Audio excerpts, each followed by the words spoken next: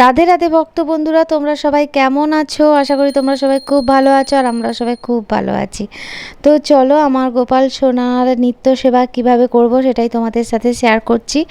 তো দেখো, এখন আমি তাকে স্নান করাবো, তো তার ড্রেসটা খুলে নিলাম আর সিংহাসনের যে আসনটা ছিল ওটাও আমি চেঞ্জ করে দিলাম।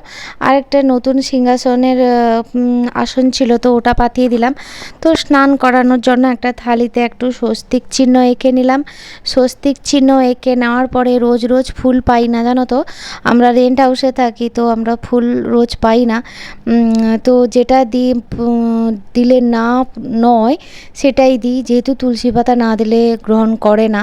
তো আমি আমার টপে তুলসী গাছ লাগিয়েছি, তো তুলসী পাতা দিয়েই গোপালকে স্নান করাচ্ছি। তো কতটা সুন্দর লাগছে দেখো, তো বেশ ভালো লাগছে।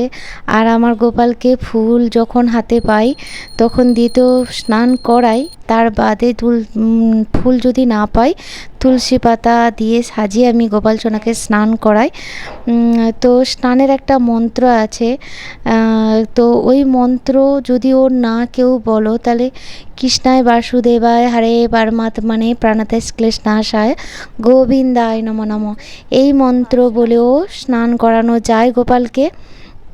তো দেখো, আমি গোপালের সিঙ্গার করিয়ে দিলাম, সিঙ্গার, গলার হার, কান, হাতে চুড়ি, বাঁশি দিয়ে দিলাম আর মাথায় একটা চন্দনের টিপ লাগিয়ে দিলাম।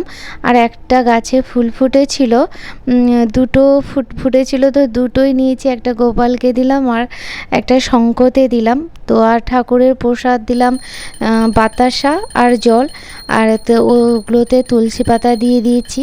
এখন আরতিটা করে নিচ্ছি। তো এখন প্রদীপ আরতি করে নিয়েছি, তারপরে শঙ্খ আরতি করছি। শঙ্খ আরতি করার পরে ধূপ আরতিটা করে নিলাম। তো যদি ভিডিওটা ভালো লেগে থাকে তাহলে একটা like, share, comment, subscribe please করতে ভুলো না। সবাইকে রাধে রাধে।